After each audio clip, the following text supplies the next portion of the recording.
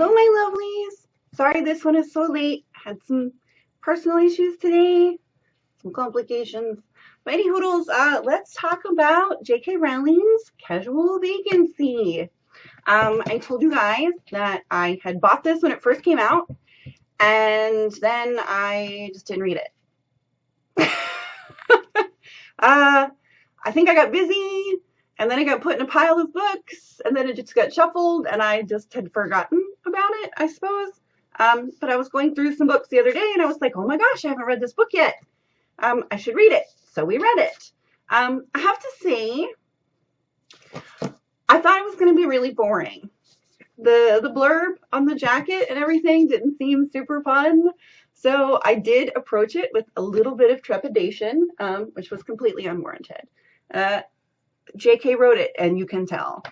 It has her style, so that's nice. The book, you guys know I never give spoilers. The book is about a small town. And some issues. It's got some local politics going on, and basically it's about there's some infringement of a lower class people, which is the American version would be there's a hoity-toity little neighborhood, a little town, a little village, and then all of a sudden somebody threw a trailer park up, and now they're mad. That's pretty much the equivalent, the U.S. equivalent would be. But yeah, it's a little town. So throughout the book, we follow many of the characters in the town. And we really follow them. This book is a great book if you're kind of a voyeur, I think, because you know all the thoughts and feelings of actions that people, think to themselves in private and things they do in private that nobody else would ever know about. It's a lot of secrets. It's kind of like Peyton Place. Do you guys remember Peyton Place? Maybe, maybe not. Depends on the age of you.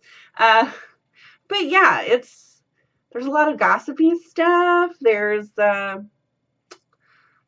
yeah.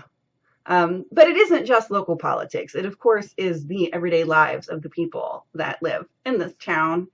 And we get a nice cross-section. We follow some teenagers.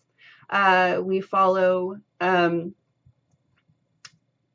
guess, the muckety-mucks, the local folks who feel that they are the prestigious people, and husbands, wives, doctors. You kind of get like a cross-section of everybody. And we get people from, higher bits of society all the way down to the folks living in the fields, which is like a housing project type thing. So, and even some of the criminal element is there. So we get to know the inner lives of a good many characters, and then how they all interplay with one another and all the connections that are made. There are a lot of themes going on. There's the theme of kind of the rich versus poor and class struggle. There is a lot to do with drug addiction. There is a lot to do with like the social services type people, just regular relationships, husbands and wives, boyfriends and girlfriends, young love, crushes. There's a lot going on in this book. It was definitely not boring. And I can't say it was particularly happy though either. There's a lot of, I feel very melancholy, and I feel bad for many of these characters. I actually identified with quite a few of the characters. Some I felt bad for identifying with. Like Samantha, she was actually one of my favorite characters, and I'm sure she's going to be a character that most people don't like. But I actually kind of liked her. She made me laugh a lot, and she made me so sad for her. But she's one of the few characters that I think kind of came out okay in the end. Some of it's just so sad. I cried. This book made me cry. But there's also a little bit of hopefulness too. I mean, it's not like they don't kill the dog I don't even think there is a dog in this book, but you guys know what I mean. It's like, it's always that point of a book or a movie that I'm just like, I'm done. You're just doing this to make me cry. It never felt like anything was deliberately done to make me cry. But throughout the entire book, you just really feel like you know these people, and you will recognize a lot of people in your everyday life, people in your own family. You may recognize bits and pieces, some of these characters as bits and pieces of yourself. But really what this book ends up being is just a giant character study on a really small scale. Like, this town represents sort of society as a whole, just kind of squished down and concentrated. And what JK does is she lets us see that none of these people are perfect. All of these people have issues that they're trying to work through and deal with. And we see the good and bad in everybody. Not everybody is 100% bad, and no one is 100% good. Everybody's got problems. And I think that's a good thing. I think it shows that sometimes we ourselves get very wrapped up in ourselves and our own lives. And we don't realize that even though we're dealing with all of this, whatever we're dealing with, there are hundreds of other people out there that are also dealing with some of the very same issues that you're dealing with. It's just stuff we don't talk about with each other very much. We tend to keep things to ourselves. And I think this is really nice to show that everybody else dealing with all the same stuff you're dealing with too. So, but anyways, I highly recommend it. I think I'm going to give this one to send it up to my mom and Graham, because I think they both will like it, actually.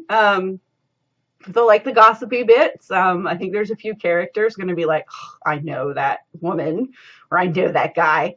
But yeah, I think they'll like it. My mom, maybe even more so than my Graham. But, and then my mom will yell at me because she'll cry. But that's okay. A book should make you feel something. So that is my, I guess, thoughts on Casual Vacancy. I actually rather liked it. I really like JK's foray into the adult world, more adult books. And this is adult. This is not kids at all. There are a lot of adult themes going on here. Yeah. So it is a big departure from Harry Potter, of course. But it just goes to show me that JK can really write anything that she wants to. And I will read it because it's good. That girl can write. Okay, for next week, it will be our movie week, and I thought we would go something with a little more of a lighthearted bit. We're going to watch Stardust by Neil Gaiman. Okay, the book is Stardust by Neil Gaiman, but we're going to watch the movie because they made one. It's got Michelle Pfeiffer in it. Because why don't you want to watch a movie with Michelle Pfeiffer? Yeah, so we're gonna see. I assume many of you have read Stardust. If you haven't, you can do that. Or if you just want to watch the movie, let's watch the movie. Very reminiscent of The Princess Bride, apparently, which is one of my favorite movies of all time. So we'll see if that is so. All right, I will see you next week. Until then, have a great day. Love you guys. Bye.